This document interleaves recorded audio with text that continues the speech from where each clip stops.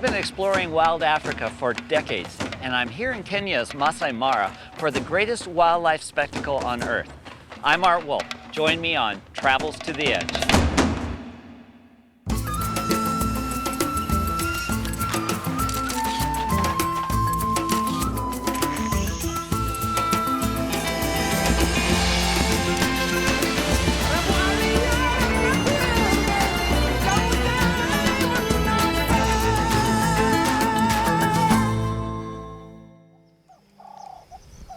I've been photographing wild Africa for decades. Each time I return, I try to capture it in a new way. The East African countries of Tanzania and Kenya share the open savanna that is home to great nomadic herds. These grasslands stretch from the Serengeti in northern Tanzania into southwest Kenya, where they intersect the large Masai Mara Reserve. Whenever I return to an environment, I'm always working with a guide, and in this case, it's Andreas Befani. He really knows his stuff. And so I'm in great hands when I'm working with him and driving through the savannas of East Africa. We are in the middle of the migration when over 1.2, 1.5 million wildebeest come from the Serengeti into the Masai Mara. Why are they coming up here, do you think? They're coming because of the grass. There's so many of them that they're constantly migrating.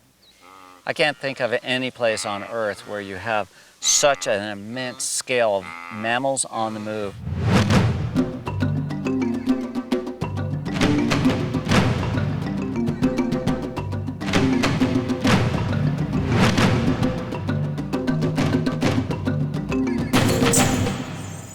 When I first came to the Mara, like many photographers, you're overwhelmed with the spectacle of all the animals, and I tried to document every bird, every mammal. Now I'm really trying to translate the migration into much more abstract, impressionistic, emotional recordings.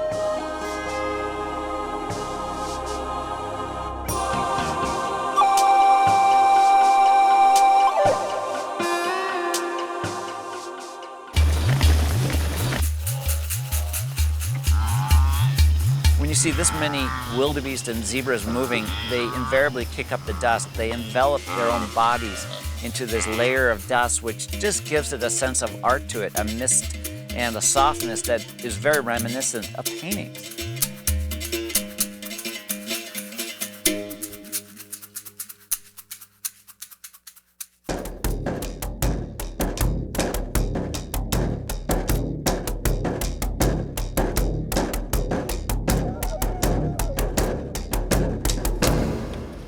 In addition to the Great Migration, working in the Mara provides many opportunities. Not only are there zebras and giraffes and elephants, but there's also the predators, the leopards, the lions, and here the cheetah.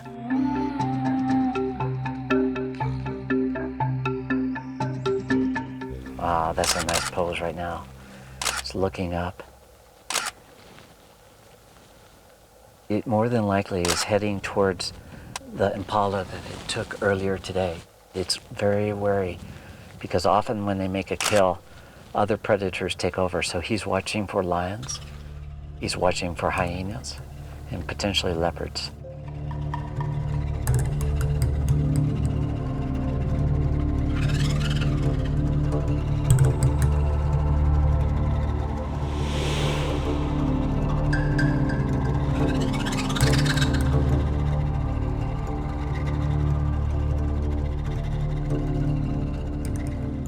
Cheetah is the rarest of the large cats in Africa. We're very fortunate to see this one out here in the open plains.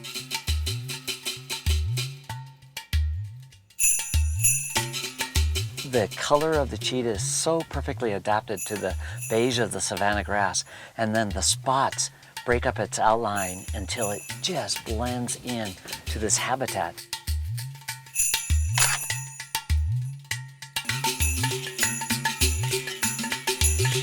After the cheetah feeds upon this impala, vultures and storks will quickly come in, and by tomorrow midday, there will be nothing left of this impala except for the skeleton. It's an amazing ecosystem where nothing goes to waste.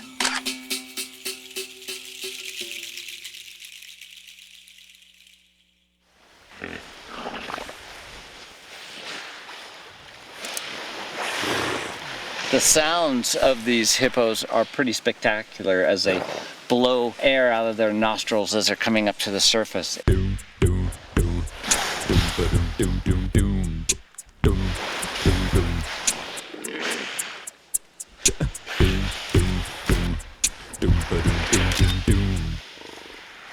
It's just fun to watch them.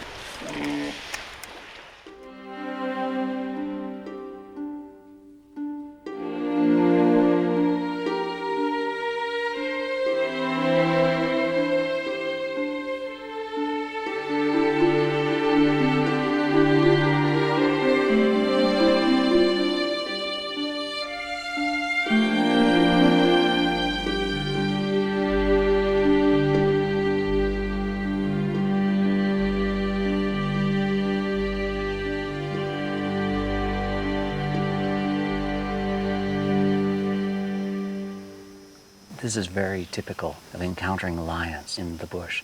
Often they're laying down, sleeping because they've made a kill during the middle of the night. Right now I'm getting some beautiful catch light on this one baby. In fact, I'm going to put on an extender which enables me to focus closer and zero right in on this one cub's head. The light is coming right down through the trees and catching the eye of the cats. And these lions have beautiful big eyes, and I just want to accentuate that.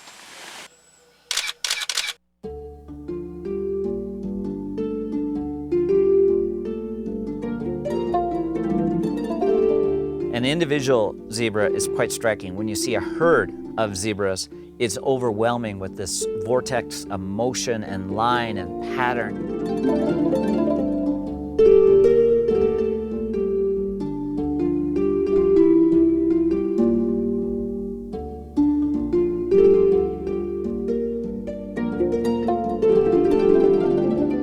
To see them come down to the water's edge to drink, and when they all align next to each other, yes, it's wildlife, but it's also pure art from my perspective.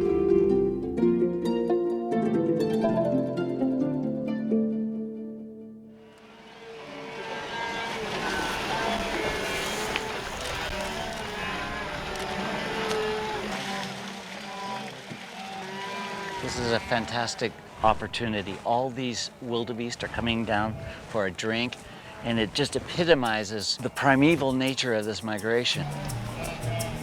All these horns, the backs.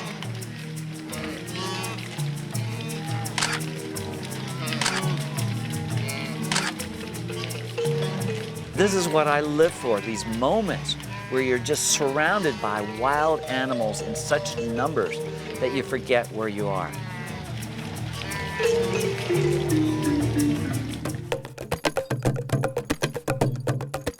When these animals are running by at such close range, your senses are overwhelmed. You feel like you're witnessing something extraordinarily special. I totally get lost in the swirl and the vortex of motion and emotion that plays out every year here in the plains of East Africa.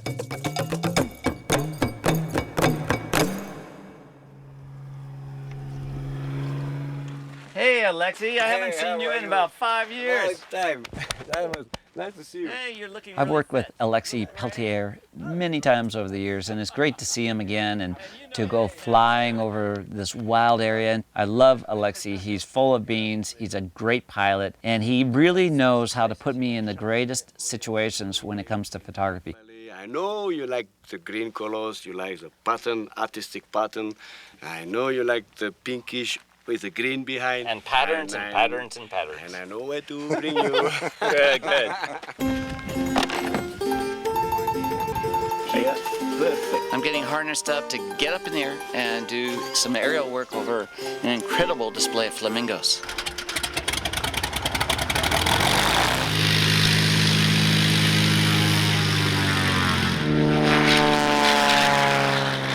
Flying up the Rift Valley is always a thrill. For me, it offers a different perspective from which to shoot. We're heading south towards a few small soda lakes. The algae and briny creatures that live in the alkaline waters support up to 2 million flamingos.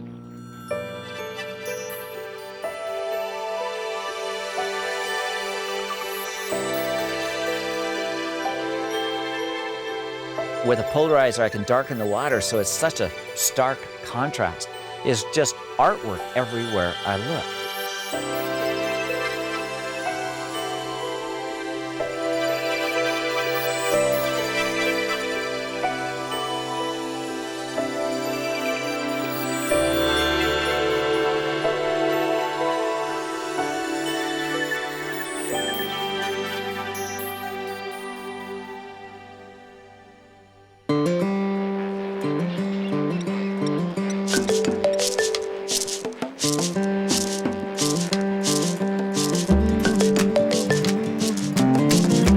Get a nice shot of this hippo that's lying in the mud right at the water's edge.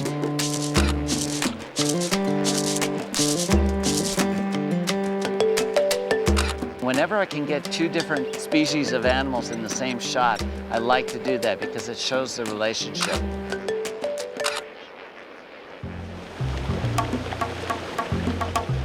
It's quite alluring to be able to photograph big flocks of birds like this. It matches the spectacle we saw in the Mara with the tremendous numbers of wildebeest. So to move up here and to see up to 500,000 or 600,000 flamingos in a very small lake is a great opportunity.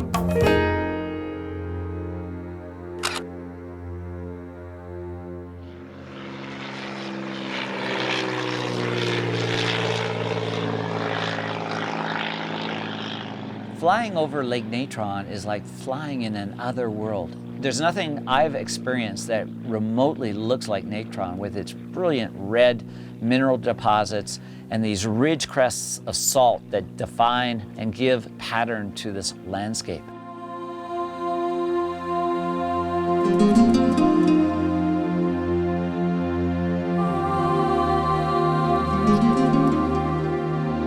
I get lost in it. I mean, I'm just totally lost in it.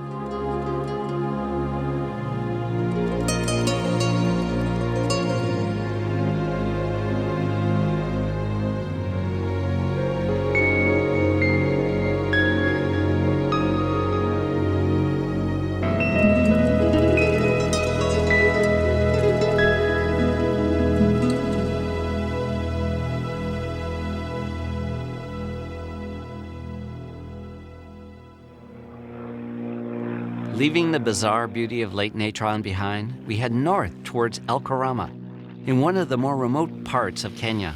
It's a place where ranchers and conservationists are working to protect and restore vast tracts of wilderness.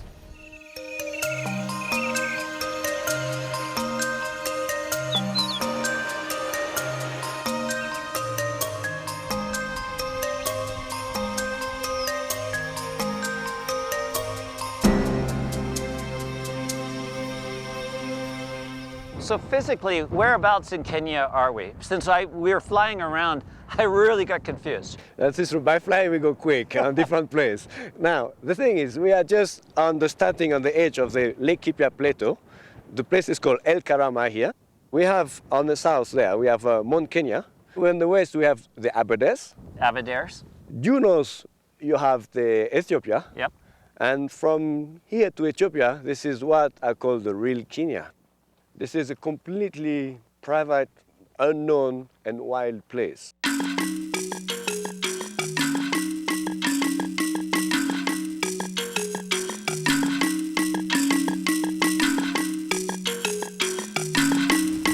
Boy, the sun is nice on these giraffes up ahead. Let's just see if we can't get a little closer. Oh, yes. This is beautiful. Look at them. Watch us.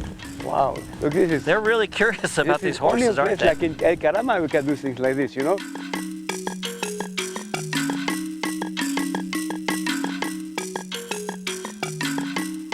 I love this way of seeing animals in the African bush. Just to be able to move amongst these herds is extraordinary.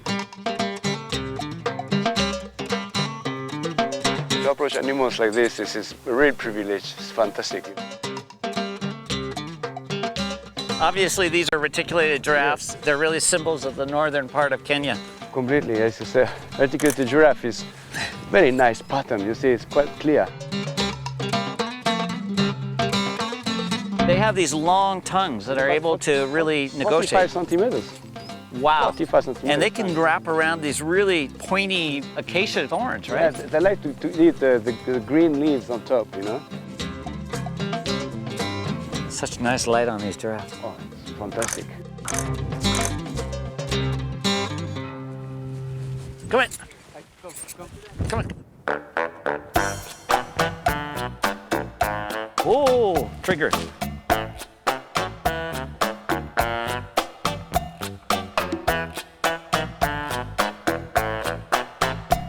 This horse really moves around a lot. The giraffes are over here. These are beautiful animals, though. You know, in this late light, they just glow against this thorn acacia. Art, I really count on you to show to our future generation the beauty of the Well, world. this is my mission. This makes me so happy that you brought me up here. Thank you so much. I really appreciate it. That's really These cool. giraffes are just incredible.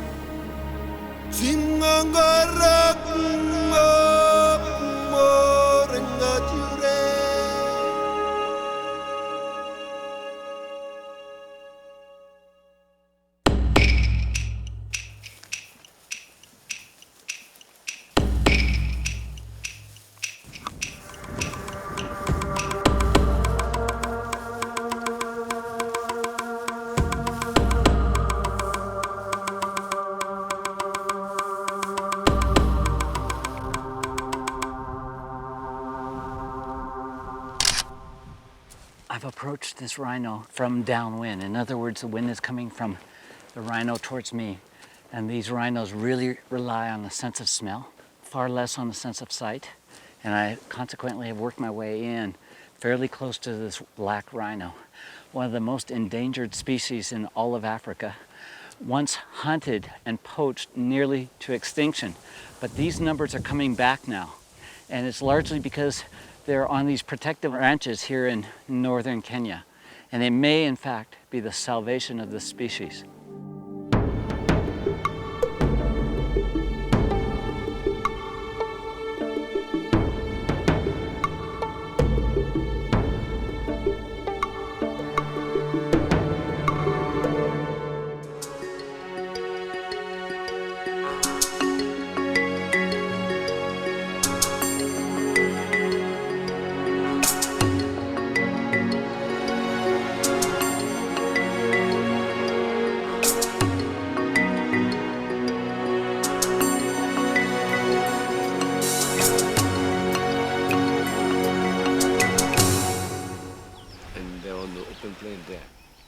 It is so different working with truly wild herds of elephant. They're really hard to predict.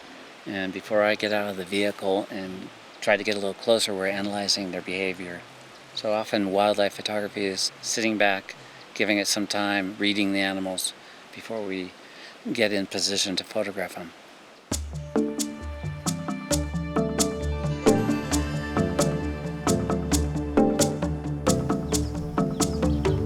Which is just there. He knows we are here. Yeah.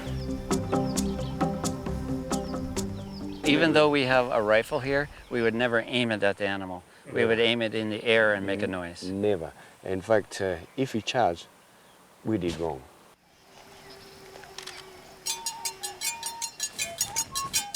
Don't move too fast. Yeah.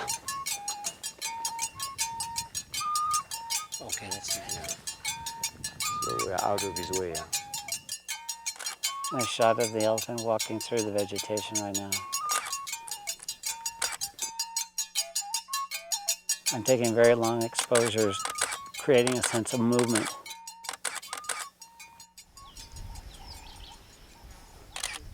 Nice, full vertical shots, looking at me. Nice, very nice portrait right now. Keep an eye, keep an eye. Okay, keep an eye, you know we're here.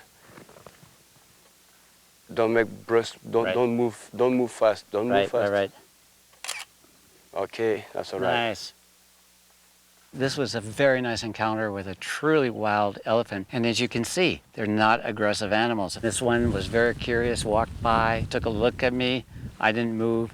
It was very, very nice. I like when they grab the dust and they throw it on their back. Oh, this is getting great. That is a really great shot. And you know they have 40,000 muscles in the trunk. 40,000 muscles. They need 5 years to be able to use the trunk. Elephants are the most engaging. They're always showing different expressions. And look at this one coming straight towards them.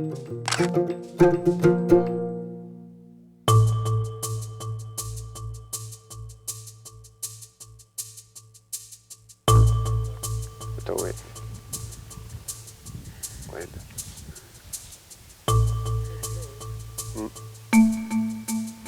I think we walk back. Now you come more back slowly, slowly. Come slowly. We show him that we're not aggressive. Hey, Sean, reverse. Sean, you have to reverse, Sean. Okay, good. Perfect.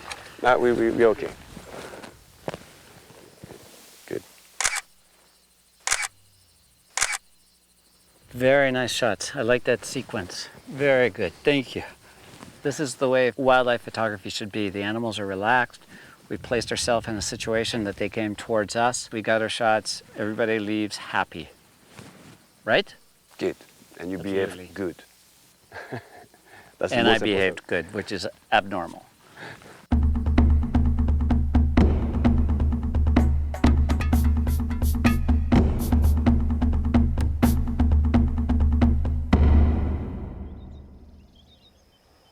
To fly on this part of the world is the gift of life.